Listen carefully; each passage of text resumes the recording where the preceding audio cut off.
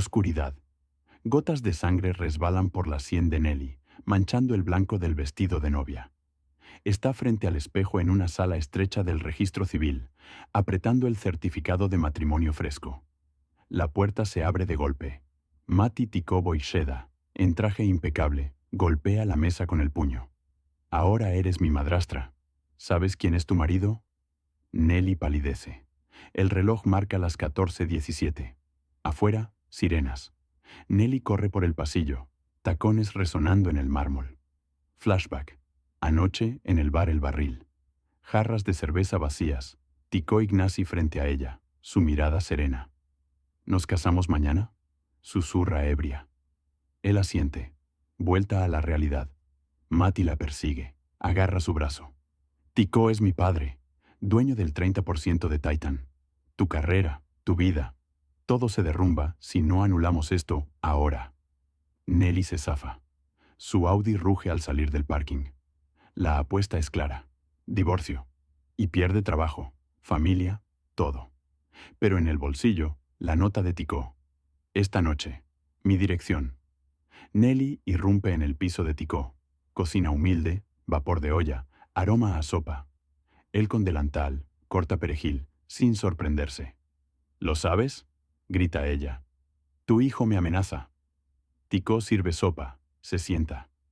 Reloj de cocina, 17:55. Come primero. Luego hablamos. Ella come temblando. Él calmado. Titan negocia fusión con Valen Construye. Mañana. Si falla, quebramos. Tú eres marketing. Yo cocino. Ruptura. ¿Un chef accionista? ¿Por qué se casó con ella? Nelly mira la foto de su difunta esposa. Tikó. Anoche me elegiste como chef, no como millonario. ¿Aún quieres saber quién soy de verdad? Golpean la puerta. Voz de Mati afuera. Abre o llamo a la policía. Nelly duda. Pantalla en negro bajo el tic-tac del reloj. Al final sabrás por qué este matrimonio salvará, o destruirá, el imperio. La pianista ebria invitó al chef a casarse. A la mañana siguiente, estábamos en el registro civil. El director nos convocó. ¿Sabéis al menos quién es él? Nelly Clement, de 33 años, era conocida en el grupo empresarial Titan como una mujer que lo había logrado todo por sí sola. A esa edad, ocupaba el puesto de directora de marketing en una de las mayores compañías del Valle del Ebro, lideraba a 3 docenas de empleados, conducía su propio Audi y vivía en un amplio apartamento de un moderno complejo residencial con vistas al río, desde donde por las noches se abría un panorama de luces en las riberas de Zaragoza. Pero en cuanto cruzaba el umbral de la casa familiar en un pueblo aragonés del distrito vecino, todos sus logros perdían sentido ante la única pregunta de su madre, Natalia, formulada con esa tónica de añoranza inquebrantable. Bueno, hija, ¿y qué? En ese pueblo donde cada vecina contaba al dedillo quién había parido ternera, cuya nuera había discutido de nuevo con la suegra y cuya hija seguía soltera, el estado civil de Nelly se había convertido hacía tiempo en una tragedia familiar, tema de conversación en cada banco junto al pozo. Natalia vivía la soltería de su hija como un insulto personal, perpetrado por las vecinas que, al encontrarla, preguntaban siempre por los éxitos de Nelly con un compasivo tan denso que daban ganas de dar media vuelta y no regresar jamás a esa casa maldita. Verónica ya ha casado a la pequeña, decía la madre por teléfono cada domingo, alargando las palabras para que la hija sintiera la profundidad de su decepción maternal. Es 3 años más joven que tú y, aún así, encontró a alguien. No un director, un simple mecánico, pero ahora tiene familia. Nelly callaba al otro lado de la línea, tamborileando distraídamente con los dedos sobre la mesa mientras calculaba cuántos minutos más duraría esa charla antes de poder alegar urgencias laborales y colgar. Entendía que todo su éxito, esos 14 horas diarias de trabajo, los viajes de negocios, las negociaciones, los contratos ganados, no valían nada a ojos de su familia porque, según su madre, no había logrado lo esencial. Aquella noche de julio, Nelly salió de un caro restaurante en el centro de Zaragoza, conteniendo apenas el impulso de gritar a pleno pulmón por la furia y la humillación acumulada. La tormenta veraniega acababa de amainar, dejando una humedad pegajosa y un asfalto brillante bajo las farolas. Se guareció bajo el toldo del local, intentando calmar el temblor de las manos tras otra cita a ciegas organizada con las mejores intenciones por su tía Verónica, quien deseaba de corazón la felicidad de su sobrina, aunque la entendía de forma peculiar. Yaroslav Homar, jefe de 40 años del departamento de suministros en una fábrica automovilística, un hombre corpulento con entradas y sonrisa presuntuosa, resultó ser precisamente el tipo de pretendiente ante el que una querría huir olvidando la cuenta pagada y el bolso en el respaldo de la silla. En cuanto el camarero trajo el menú encuadernado en piel, Yaroslav se recostó en la silla, cruzó las manos sobre el vientre y la escudriñó con tal descaro evaluador que Nelly se sintió como mercancía en el mercado dominical. 33, ¿eh?, musitó él, hojeando perezosamente la carta de vinos con dedos gruesos. Mi madre dice que después de los 30, las mujeres ya no son las mismas. La sangre no es la misma. La salud tampoco. Pero tú te mantienes bien. Felicidades. Nelly estrujaba la servilleta bajo la mesa, notando cómo las uñas se clavaban en la tela almidonada. El trabajo, claro, lo dejarás. Eso ni se discute. Prosiguió él con el tono de quien acostumbra a mandar sobre subordinados sin distinguir entre operarios de almacén y futura esposa. Mi madre tuvo un derrame. Ya sabes, necesita cuidados. Contratar extraños sale carísimo. Tú te apañarás. Tienes manos y pies. ¿Y qué más planes tenéis para nuestra posible unión? ¿Y qué entra en vuestros planes respecto a nuestra posible unión?, preguntó Nelly con voz serena, casi cortés, aunque por dentro hervía esa rabia especial que reservaba para proveedores incompetentes. Un hijo. Yaroslav dobló un dedo, enumerando sus puntos. En el primer año, idealmente, mientras la edad lo permita, hay que perpetuar el linaje. Ya sabes, el apellido Homar no puede extinguirse. Nelly se levantó tan de golpe que volcó el vaso de agua sobre el mantel blanco, formando un charco irregular. Sacó 3.000 euros del bolso y los dejó caer sobre la tela húmeda, sin preocuparse si los billetes se mojarían. Consejo para el futuro, Yaroslav, dijo mirándolo desde la altura de sus tacones. Contratad una cuidadora para vuestra madre y acudid a una clínica de fertilidad. Allí os harán un hijo con todas las tecnologías modernas y lo cuidarán profesionalmente. Yo, con vuestro permiso, me retiro. Tengo un informe trimestral por acabar. En la calle, el teléfono vibró en el bolsillo. Era su madre. Nelly rechazó la llamada sin pensarlo y caminó hacia el coche, pisando charcos sin verlos. El bar de tapas. El barril, en pleno centro, la recibió con el bullicio de decenas de voces, el tintineo de copas y el aroma denso de chorizos asados que salía de la cocina. Nelly eligió una mesa en el rincón más apartado, pidió una caña sin filtrar y un plato de croquetas de queso con alioli, luego otra cerveza y otra, sin contar las botellas vacías que se acumulaban. Alrededor, grupos de amigos reían celebrando algún cumpleaños. Parejas se tomaban de la mano sobre la mesa, mirándose con la ternura de los primeros meses de enamoramiento. Y ella estaba sola en medio de esa fiesta de la vida, contemplando la espuma de la cerveza y pensando que tal vez su madre tenía razón, y se había perdido algo vital persiguiendo cargos y carreras.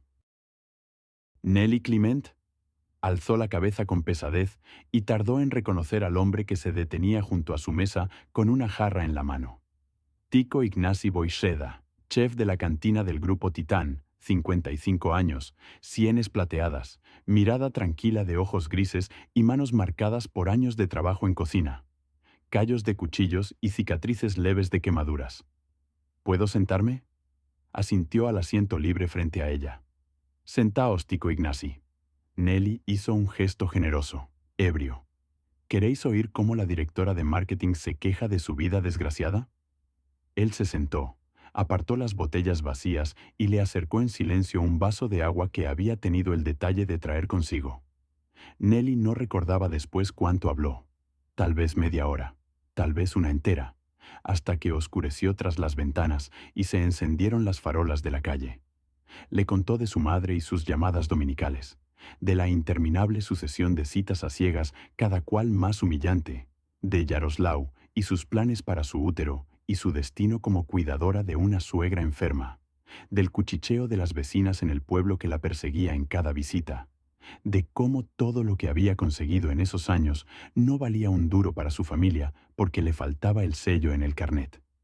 Tico escuchaba en silencio, sin interrumpir ni dar consejos no pedidos, solo rellenándole el agua del jarro que había encargado al camarero. En su mutismo había más comprensión que en todos los consejos de amigas y parientes de los últimos años. ¿Y vos, Tico Ignasi, estáis casado?, preguntó ella de pronto, cuando se le acabaron las palabras y solo quedó el cansancio. Viudo. Mi esposa falleció hace 8 años. ¿Y no buscasteis a nadie más? ¿No intentasteis rehacer vuestra vida? Él negó con la cabeza, y en sus ojos asomó algo, tal vez un dolor enquistado o una resignación que Nelly, en su estado, no supo descifrar del todo. Entonces pronunció palabras que ni ella misma esperaba de sí.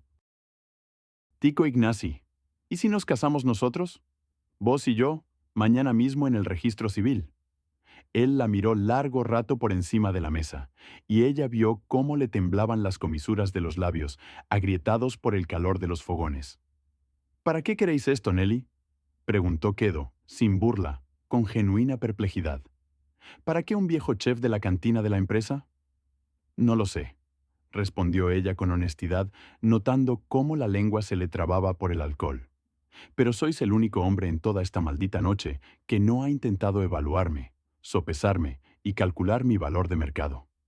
La pausa se eternizó, llena solo del rumor de voces ajenas y el entrechocar de la vajilla. De acuerdo, dijo él al fin. Acepto. Nelly recordaba vagamente cómo él pagó la cuenta, cómo la sacó del bar sujetándola por el codo, cómo la sentó en un taxi y le dio al conductor su dirección, que ella le murmuró al oído.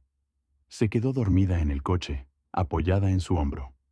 Lo último que recordaba era el calor de ese hombro y una paz que no sentía, al parecer, desde la infancia. A la mañana siguiente, Nelly despertó en su apartamento con la cabeza estallando y la boca seca, hallando en la mesita de noche una nota escrita con letra pulcra, algo anticuada. Registro civil, 14 horas en punto. Dirección: calle del Académico López 5. Te espero. Tico.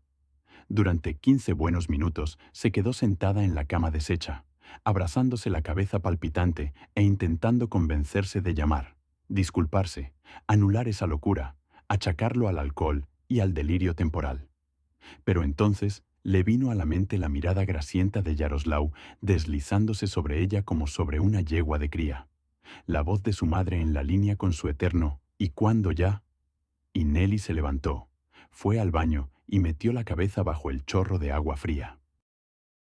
Tico la esperaba a la entrada del registro, vestido con una camisa blanca vieja pero planchada con esmero, botones nacarados y zapatos negros relucientes, sacados obviamente del fondo del armario para la ocasión.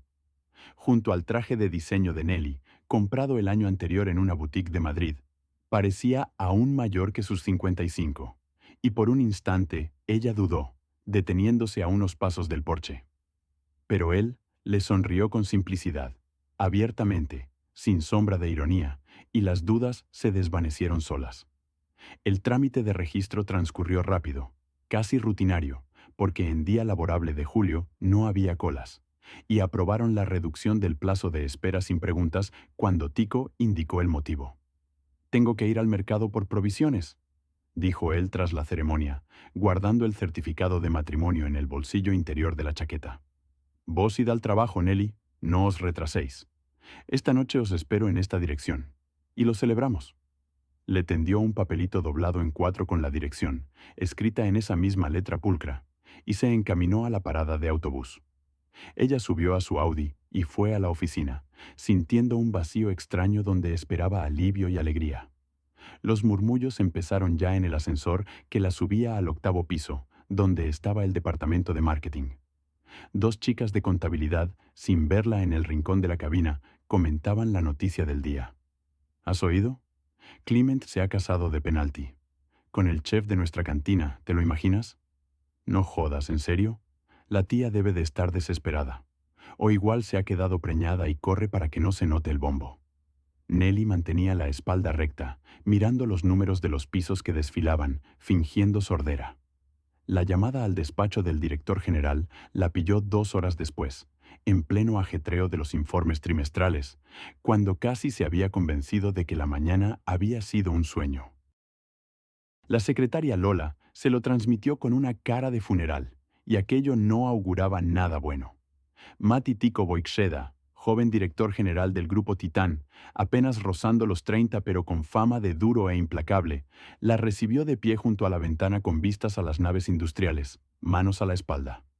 «Sentaos», indicó la silla y dejó sobre la mesa una copia de su flamante certificado de matrimonio. «¿Qué es esto, Nelly?» «Mi vida privada, Mati Tico», empezó Nelly, retorciéndose las manos bajo la mesa. «No creo que incumba. Vuestra vida privada», la cortó él bruscamente y pulsó el mando, encendiendo el proyector en la pared. «Acaba de convertirse en mi dolor de cabeza personal». En la pantalla apareció un esquema de accionistas con nombres y porcentajes. Nelly lo miró sin entender a qué venía esa lección de gobernanza corporativa. Junto al nombre de Mati Tico Boixeda figuraba un 20% de acciones. Y arriba, en el rectángulo mayor con un 30%, estaba Tico Ignasi Boixeda. «Ese vuestro chef», pronunció Mati la palabra como un bofetón, «es mi padre, Nelly, accionista mayoritario del holding donde trabajáis. Enhorabuena, acabáis de convertiros en mi madrastra». Nelly no recordaba cómo salió del despacho, cómo bajó al parking subterráneo, cómo llegó a la dirección escrita por mano de Tico. Esperaba una mansión en urbanización cerrada, o al menos un ático en rascacielos de lujo. Pero el GPS la llevó a un barrio obrero junto a la presa, a un bloque de 9 plantas con balcones acristalados y un parque infantil viejo en el patio. Piso en el tercero, número 17, 2 habitaciones, unos 45 metros cuadrados, limpio y modesto, sin rastro de la riqueza que debería haber allí. Tico abrió la puerta con un manojo de perejil fresco en la mano, delantal salpicado de salsa de tomate. «Pasad, Nelly. La solanca está casi lista. 10 minutos». «¿Os estáis burlando de mí?» Su voz se quebró en un grito que ella misma no esperaba. «Poseéis un tercio de la compañía donde soy directora. Un tercio, Tico Ignasi. Y me entero por vuestro hijo en su despacho, como una idiota». Él no replicó, ni siquiera arqueó una ceja ante el grito. Solo se dio la vuelta y entró en la cocina, de donde salía un aroma carnoso intenso. Nelly se quedó en el estrecho recibidor, mirando los viejos papeles pintados con florecitas y una foto en sencillo marco de madera en la pared. Una mujer bella de cabello oscuro y ojos de Mati, su difunta esposa. «Comed primero». Llegó de la cocina junto al sonido de la cuchara contra la olla. «Con el estómago vacío no se piensa claro». Eso lo decía mi abuela. La solyanca olía de vicio, tan casera que el estómago de Nelly rugió traicioneramente, recordándole que no había comido nada desde la mañana. Pasó a la cocina, se sentó a la mesita cubierta con mantel de hule a cuadros, tomó la cuchara que le tendía y calló, porque comer y regañar a la vez superaba sus fuerzas. «Mi bisabuelo regentaba una taberna en la ruta de Madrid antes de la guerra», empezó Tico cuando ella vació el plato y se recostó en la silla. «Mi abuelo fue chef en comedores oficiales, con Franco aún. Nosotros», asintió hacia la foto, «empezamos con un pequeño bar en el mercado, 3 mesitas y una sartén». Calló, mirando a través de la pared. Cuando ella agonizaba de cáncer, ¿sabéis qué pidió? Ni exquisiteces, ni ostras francesas, ni chuletas argentinas que podíamos permitirnos. Pidió mi solyanca, la de receta familiar, la que cocinaba cuando vivíamos en un piso diminuto contando monedas hasta el sueldo. Nelly callaba, sin saber qué decir, sintiendo un peso inusual en el pecho. «Tras su muerte, el dinero perdió sentido para mí», prosiguió Tico, sirviendo té en 2 tazas. «¿Para qué? Solo. Cedí la gestión a Mati. Es buen chico, aunque amargado con el mundo. Y yo pedí plaza de chef en la cantina del holding. Allí la gente es real, viva. No teme decirte a la cara que la sopa está sosa o el arroz pasado. ¿Pero por qué aceptasteis ayer?, preguntó Nelly bajito, abrazando la taza caliente con las palmas. En el bar, mi propuesta ebria y absurda. Porque vos, Nelly, respondió él sencillamente, sin rastro de sorna o reproche, me propusisteis casaros con el chef, no con un accionista, ni un millonario, ni el dueño del holding, con el hombre que cocina solyanca y lleva zapatos viejos. Puso ante ella la taza y se sentó enfrente. Os propongo, Nelly, si no habéis cambiado de idea, en el trabajo, todo igual. Vos directora de marketing, yo chef en la cantina. Sin privilegios, sin tratos especiales, nadie debe saberlo. Y en casa, calló buscando palabras. En casa yo cocino, vos laváis los platos. De acuerdo, dijo Nelly, mirando a ese hombre extraño de sienes plateadas y manos curtidas de chef, su cocina modesta con mantel a cuadros, el vapor de la taza. De acuerdo, Tico Ignasi. Los primeros días de su extraño matrimonio transcurrieron en un silencio inhabituado. Tico salía a la cantina a las 6 de la mañana. Nelly llegaba a la oficina a las 9, y por las noches cenaban juntos en la cocinita con mantel a cuadros, charlando de todo, desde noticias hasta recuerdos de infancia, sin tocar nunca el dinero o las acciones. Pero la calma duró una semana, hasta que Mati Tico irrumpió en el despacho de Nelly con una carpeta en mano y sonrisa que no auguraba nada bueno. «Enhorabuena», tiró la carpeta sobre su mesa, esparciendo papeles. «Desde hoy sois subdirectora general de Titan. Sueldo de 55.000 euros al mes. Coche de empresa, paquete social ampliado. Regalo de bienvenida de la familia Boixeda, digamos». Nelly alzó la orden de nombramiento y miró largo su nombre impreso en tipografía oficial. «No pedí este ascenso». «Por supuesto que no». Mati se hundió en la silla frente a ella, cruzando las piernas con aire de quien no tiene prisa. «Pero, admitidlo, quedaría raro.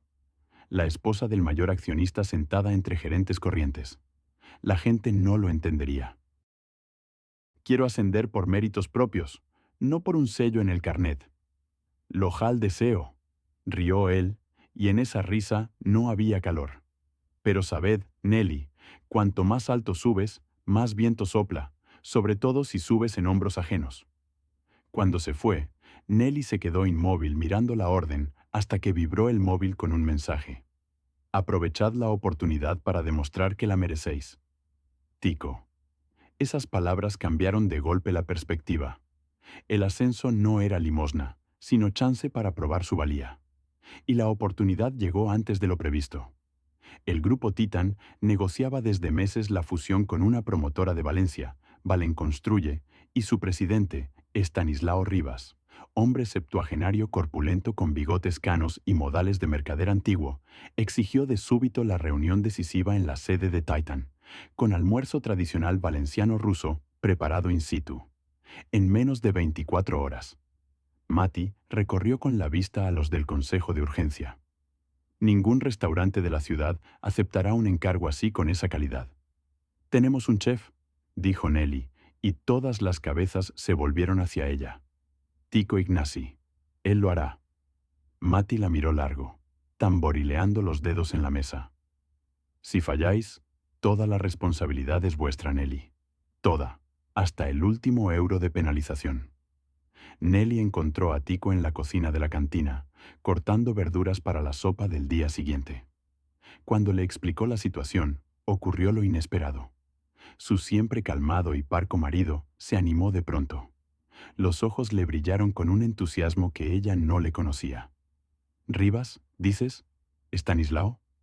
Tico dejó el cuchillo y se secó las manos en el delantal. «El mundo es un pañuelo. Lo enseñé hace 30 años en la escuela de hostelería, cuando soñaba con ser chef y no promotor. Cocinaré, pero una condición. Me presentáis como chef corriente.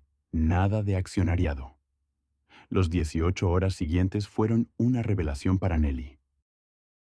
Tico, que ella conocía como hombre callado y bonachón, se transformó en artista y general a un tiempo. Movimientos precisos y económicos, Órdenes tajantes, mirada concentrada de maestro en trance creativo. Él mismo eligió los productos, amasó la masa para la paella, jugó con las especias añadiendo azafrán y pimentón en proporciones secretas. El almuerzo se sirvió en la sala de juntas convertida en comedor. Rivas cataba plato a plato, descongelándose poco a poco. Su rostro severo se ablandaba con cada cambio. Pero al servir la fideuá, esa paella seca de fideos con conejo y judías, se quedó inmóvil con el tenedor en mano, y Nelly vio rodar una lágrima por su mejilla. «Llamad al chef», exigió Rivas con voz ronca. «Ahora». Tico entró en la sala con su delantal de trabajo, y el viejo se levantó tan brusco que volcó el vaso de agua. «Tico Ignasi». Rivas lo abrazó sin pudor de sus lágrimas. «Dios mío, ¿dónde habéis estado estos 20 años? Pensé que estabais jubilado, y aquí freís croquetas». «Hago solanca, Stanis», corrigió Tico sonriendo. «Las croquetas son los martes. El contrato se firmó esa misma tarde». Mati miró a su padre con una expresión nueva, no de sospecha, sino de reverencia. Pero el triunfo duró poco. 2 días después, una mujer entró en el despacho de Nelly, ante la que la secretaria Lola se achicó en su asiento. Roxana Miró, prometida de Mati, heredera de una de las familias promotoras más influyentes de Valencia. Morena alta de ojos altivos y bolso de firma. Sin preámbulos, Roxana se sentó sin permiso y puso un cheque sobre la mesa. 30 millones. Os divorciáis de Tico y desaparecéis para siempre. Nelly miró las cifras, luego a Roxana. ¿Os parece poco todo eso? ¿Sabéis que es insultante? Nelly se recostó en el sillón. Que hayáis pensado que me casé por dinero. No tenía ni idea de quién era. Y tirar cheques es cutre, como en una telenovela barata. Roxana palideció, agarró el cheque y lo rasgó en 2. Lo lamentaréis, pueblerina. «Puede», concedió Nelly, «pero no hoy». La venganza no tardó. En una gala benéfica en el mejor hotel de Valencia, a donde invitaron a Nelly con claro propósito, Roxana la presentó a los presentes como la madrastra de Mati del pueblo, que había pescado a un viejo, una cenicienta moderna sin nada madrina. Las amigas de Roxana corearon las burlas, susurrando sobre la edad de Tico e insinuando problemas íntimos. «Sabed», sonrió Nelly con calma tal que el cuchicheo cesó, «que sí soy del pueblo, y todo lo logré sola, sin fortunas paternas. A las mujeres modernas quizá les convendría hablar de negocios en vez de alcobas ajenas». Las señoras mayores en un rincón asintieron con aprobación, y Roxana abrió la boca para replicar, pero se quedó helada. Tico entraba en la sala con un elegante traje gris que Nelly no le había visto antes. Roxana miró. Su voz resonó en el salón, silenciando las charlas. «Insultar a mi esposa es insultarme a mí.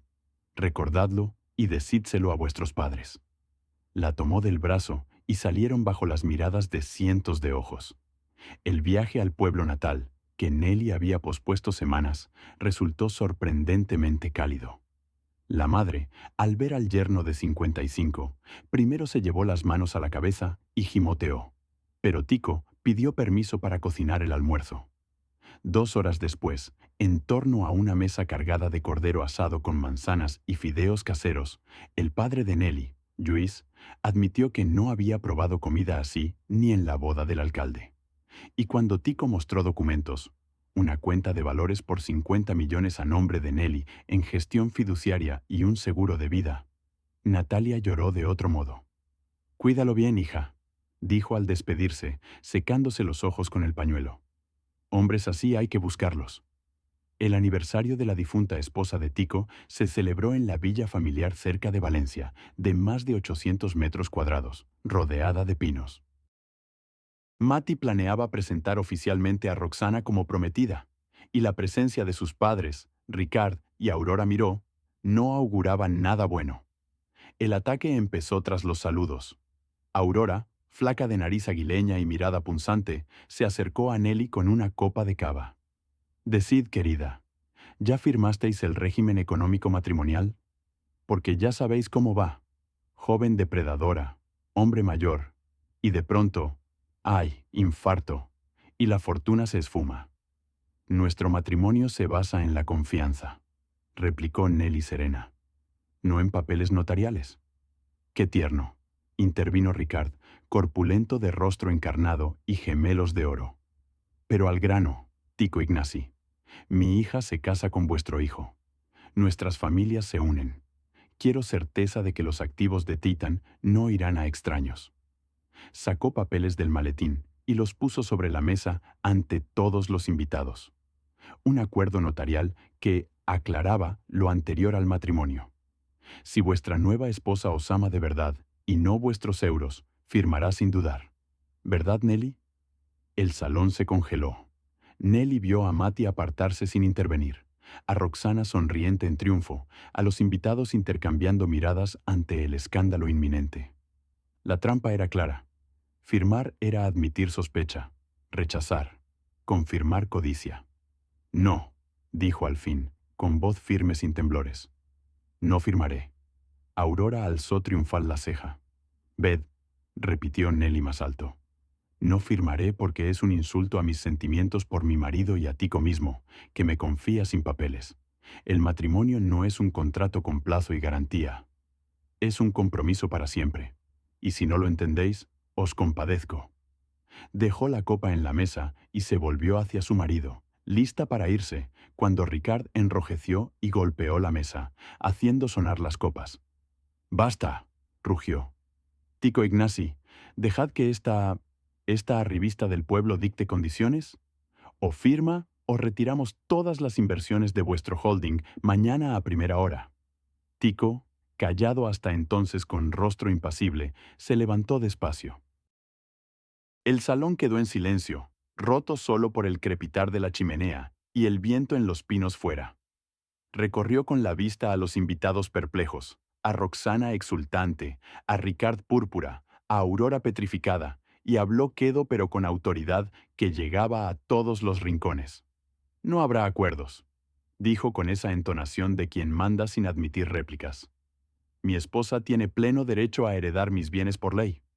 No la insultaré con desconfianza ni la convertiré en transacción comercial».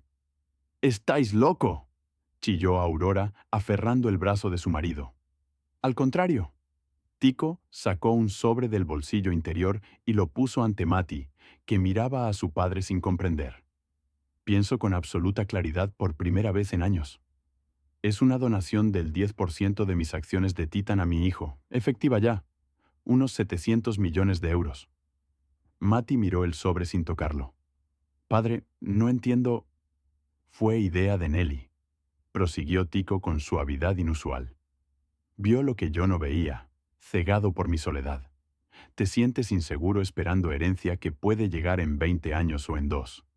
Ella propuso traspasar ahora las acciones para que gestiones la empresa como copropietario pleno, no como director asalariado con el padre vivo». Ricard abrió la boca para otra filípica, pero Mati se adelantó, levantándose brusco. Giró despacio hacia los miró, con desprecio gélido en la mirada. «Sé vuestros planes», dijo silabeando. «Unir empresas por boda, tomar control de Titan y luego expulsar a mi padre, dejarlo como pensionista honorario sin voz. La prometida Roxana queda rota. No me casaré con una calculadora que insulta a mi familia». Roxana saltó, volcando el cava, rostro crispado de ira. «Lo lamentarás, Mati. Os destruiremos». «Probad», replicó Tico con calma aburrida. «Y ahora, salid de mi casa. Seguridad os acompaña». Cuando las puertas se cerraron tras los miró y sus voces se perdieron en el pasillo, Mati se volvió a Nelly y la miró largo antes de decir: «Perdonadme todo, la sospecha, la frialdad, por pensar lo peor de vos de lo que merecíais». La hija de Tico, la 25añera Anastasia, llegó de Madrid una semana después, y Nelly iba al aeropuerto de Valencia preparándose para lo peor. Miradas frías, pullas, rechazo silencioso de una chica que perdió a su madre y debía aceptar a una extraña en la familia. Pero la joven de mechas rosas en el pelo oscuro y hoyuelos risueños, que salió de llegadas con una maleta gigante, se lanzó a abrazarla con tal fuerza y sinceridad que Nelly se quedó sin aliento. «Papá me lo ha contado todo». Se apartó y la miró radiante. Ya os quiero de oídas. Y lo principal, esa horrible Roxana ha desaparecido. No os imagináis lo que me irritaba con sus poses. ¿No os importa? Nelly no daba crédito. ¿Que no me importe? ¿Que papá deje de estar solo y desgraciado? ¿Que Mati tenga quien lo ponga en su sitio cuando se pasa de listo? Anastasia rió con carcajada contagiosa y la tomó del brazo. Vamos a casa. Necesito saberlo todo de vosotras.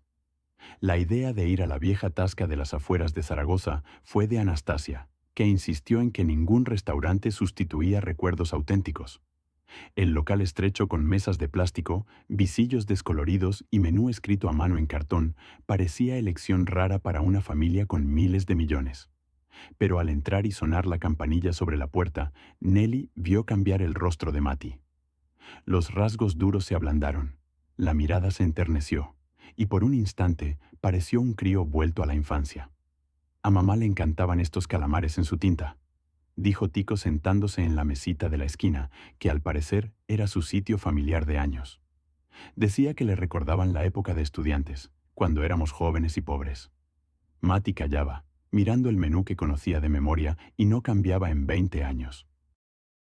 Luego dijo sin alzar la vista: «Me zurraste aquí con el cinturón, padre. Tenía 12. Robé dinero de la caja para comprarme unas zapatillas que tenían todos en clase. Y me dijiste que el dinero se gana». Tico se quedó con el vaso en la mano, y Nelly vio temblarle los labios. «No dormí en toda la noche», dijo quedo, mirando la mesa. «No por el dinero, Mati, sino porque me mentiste a la cara sin pestañear, y porque no supe explicarte por qué importaba. La presión del negocio me endureció demasiado, exigente. Perdóname. Tras la muerte de mamá te vi tan solo». Mati alzó por fin la cabeza. «Te quería, pero no sabía expresarlo. Ninguno sabíamos. Papá siempre se ha enorgullecido de ti», intervino Anastasia cubriendo la mano de su hermano. «En su viejo maletín guarda todos tus diplomas, premios, recortes de prensa sobre Titan, una colección entera». «No lo sabía». Mati miró arriba, ojos brillantes. Tico tendió el vaso por encima de la mesa. «Por no callar más, por decirnos lo importante mientras hay tiempo». Brindaron, y al salir de la tasca a la noche fresca, Mati abrazó a su padre por los hombros, natural por primera vez en años.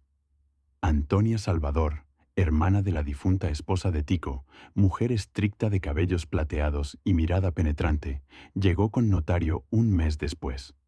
Su visita fue la última prueba, imprevista para Nelly. El testamento legaba 15 millones de euros a la nueva esposa de Tico, pero con condición. El matrimonio debía durar al menos un año, y Nelly firmar renuncia a otras pretensi sobre bienes del marido. «No firmaré la renuncia», dijo Nelly, apartando los papeles con sellos. «Pero acepto el dinero, no para mí». Antonia alzó las cejas, sorprendida. «Estos euros eran de mi hermana», prosiguió Nelly serena. «Justo que vayan a sus hijos, Mati y Anastasia. Repartidlos a partes iguales». La vieja casona de Salvador Arnau Illies, abuelo materno de Mati, alto funcionario de la era franquista, recibió a Nelly con pesadas cortinas, olor a libros antiguos y crujido de parquet que recordaba tiempos pretéritos. El octogenario con condecoraciones en la solapa y mirada aguda.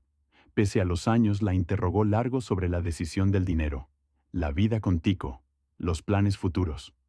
«Dime con franqueza». Se inclinó, mirándola bajo cejas espesas. «¿Qué te irrita de Tico?» «No me engañas. Soy viejo. Puedo oír verdades». Nelly rió recordando los últimos meses. «Ronca como un tractor. Las paredes tiemblan y ni las almohadas salvan. Deja la cocina patas arriba tras cocinar. Platos en el fregadero hasta el techo, harina en el suelo, especias por todas partes. Y come dulces a escondidas, aunque el médico lo prohíbe por la diabetes». Salvador se recostó y soltó una carcajada ronca que le sacudió la barba cana.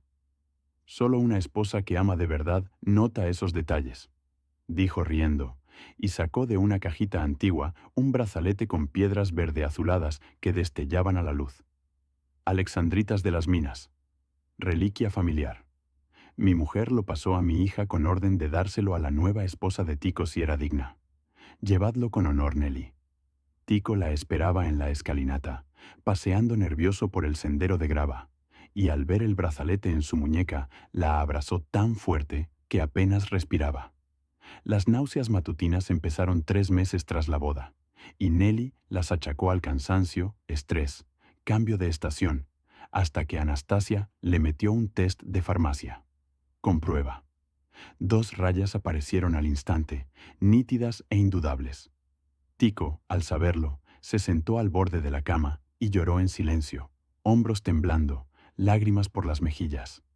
«Tengo 56», susurró. «Temo no ser padre enérgico, no ver crecer al niño. Tu experiencia y amor valen más que cualquier juventud». Nelly le tomó el rostro y lo miró a los ojos. «Lo haremos juntos». Mati y Anastasia, al enterarse, montaron fiesta con tarta, cava para todos menos Nelly, y debates eternos de nombres. Eligieron Basilisa por unanimidad. Anastasia insistió. Significa reina, perfecto para la hermanita esperada.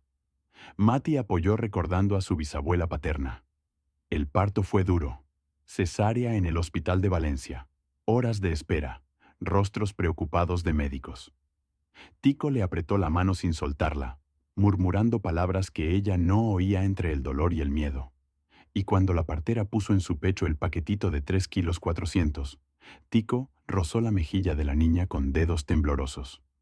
«Basilisa», musitó Nelly, lágrimas por las sienes. «Nuestra reina». 3 años volaron, llenos de primeros pasos, palabras, caprichos y ese amor único por los hijos propios. Titán prosperaba bajo Mati, que halló al fin confianza de verdadero dueño.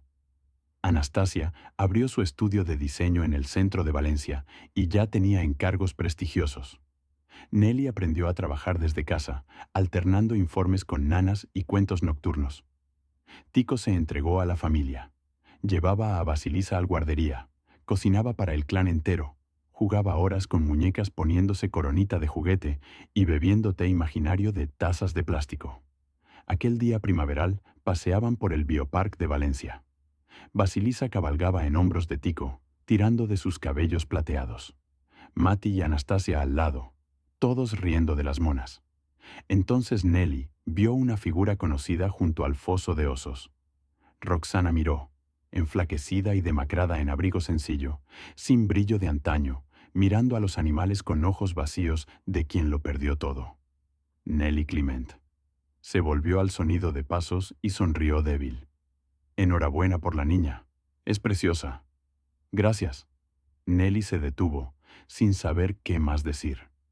«Mi padre bajo investigación». Roxana se encogió de hombros con apatía cansada. «Fraude en contratos públicos, desvío de millones, activos embargados, cuentas congeladas». «El matrimonio con el empresario madrileño duró 6 meses. Quería conexiones de mi padre, no a mí. Fui tonta pensando que dinero y estatus lo eran todo». Nelly cayó mirando a la mujer que le tiró cheques y amenazas, ahora rota, sola, despojada de cuanto alardeó. «La vida es larga», dijo al fin, sin rencor, solo con comprensión fatigada. «Todo el mundo merece una segunda oportunidad». Tico se acercó por detrás y Basilisa tendió manitas pidiendo atención. «Mami, mira, el osito saluda». Siguieron por el sendero cubierto de hojas tiernas. Tico con la niña a cuestas, Mati y Anastasia al lado. Todos juntos, familia verdadera y feliz, de la que Nelly ni soñó antaño. Tomó del brazo a su marido y apoyó la mejilla en su hombro. «Gracias», susurró, «por atreverse a elegirme aquella noche en el bar, cuando era una borracha con el corazón roto». Tico giró la cabeza y la besó en la coronilla. «Gracias a ti», murmuró, «por elegirme». Basilisa rió señalando un pavo real que abría la cola en arcoíris. Su risa tintineaba en el aire primaveral, mezclándose con el rumor de hojas nuevas y voces lejanas de otras familias en el zoo aquel día común, anodino, el más feliz para Nelly, porque sabía ahora que la dicha se teje de tales días simples y cálidos, con los amados al lado. Años después, la vida de Nelly y Tico seguía tejiendo su tapiz de cotidianidad serena, salpicada de alegrías pequeñas y pruebas que fortalecían los lazos invisibles de la familia. Titan se había consolidado como pilar económico en el valle, con Mati al frente, ahora un líder templado por la experiencia y el afecto reencontrado. Anastasia florecía en su estudio, donde sus diseños innovadores decoraban las nuevas torres de Valencia, y Basilisa crecía como un torbellino de curiosidad, con los ojos grises de su padre y la determinación de su madre. Una mañana de otoño, mientras Nelly revisaba informes desde la mesa de la cocina, ya convertida en su despacho híbrido, Tico entró con el rostro demudado, sosteniendo una carta oficial. El sello del hospital lucía en el sobre, y sus manos, siempre firmes al cortar verduras, temblaban ligeramente. «Es el corazón», dijo Quedo, sentándose frente a ella. «Debilidad crónica. Necesito una operación, y pronto». Nelly dejó el portátil y tomó sus manos, notando por primera vez las arrugas profundas que el tiempo había grabado en ellas. «Lo superaremos, como siempre. Basilisa te necesita fuerte para sus recitales de piano. Y yo te necesito entero». La intervención en la clínica de Barcelona fue un éxito, pero los días de recuperación revelaron fisuras que el ritmo familiar había ocultado. Tico, confinado a la cama, murmuraba sobre el legado, sobre si había sido justo cargar a Mati con tanto tan pronto. Nelly lo calmaba con cuentos de Basilisa, que tocaba a escalas torpes en un piano de juguete junto a la cama, y con planes para un viaje a las playas de Tarragona, donde el mar siempre les devolvía la paz. Pero la verdadera tormenta llegó con la visita inesperada de Roxana. Una tarde lluviosa, la antigua rival apareció en la puerta del piso modesto, no ya demacrada, sino con un porte renovado, aunque los ojos traicionaban sombras de arrepentimiento. Llevaba de la mano a un niño de 5 años, de cabello oscuro y mirada viva. «No vengo a pedir perdón ni dinero», dijo sin preámbulos mientras Nelly la invitaba a pasar, más por curiosidad que por piedad. «Mi padre está en prisión. Mi ex se fugó con lo poco que quedaba. Este es Nico, mi hijo. Necesito trabajo honesto en Titan, en cualquier puesto. Limpiaré oficinas si hace falta». Tico, desde el sofá con una manta sobre las piernas, la observó largo rato. «El rencor no cura heridas viejas», musitó. «Mati decide, pero si entras, lo haces limpia, sin juegos». Roxana asintió, y así, en un giro que nadie anticipó, se unió al equipo administrativo bajo supervisión estricta. Al principio, los murmullos revivieron, pero su dedicación, llegando primera, marchándose última, organizando con precisión quirúrgica, silenció las lenguas. Basilisa, ajena a todo, la llamaba tía Ro, y le pedía cuentos de princesas caídas que se levantaban solas. Mati, al enterarse, confrontó a su padre en la cocina, donde Tico pelaba patatas para una paella familiar. «¿Por qué?», preguntó con esa frialdad que aún le asomaba en momentos de duda. «Podría sabotearnos. Porque todos merecemos redimirnos, hijo. Tú lo hiciste conmigo. Y porque el perdón no es debilidad, es la receta más dura de cocinar. El tiempo curó lo incurable». Roxana ascendió por méritos. Encontró un compañero estable en un compañero de oficina, y Nico se integró en las tardes de juegos con Basilisa. Nelly y Tico, recuperado y más activo, renovaron votos en una ceremonia íntima en el Biopark, con la familia al completo bajo un roble centenario. «Elegiste bien aquella noche ebria», le susurró Tico al oído, mientras bailaban al son de una guitarra callejera. «¿Y tú a mí, chef humilde?», rió ella, apoyando la cabeza en su pecho. Basilisa, correteando con globos, gritó: «Mami, papi, el pavo real baila también». Y en esa risa infantil, bajo el cielo valenciano teñido de ocres, la familia Boixeda Climent supo que la vida, con sus giros imprevisibles, siempre reservaba espacio para segundas partes, tejidas con hilos de confianza, esfuerzo y un amor que no necesitaba sellos ni contratos para perdurar.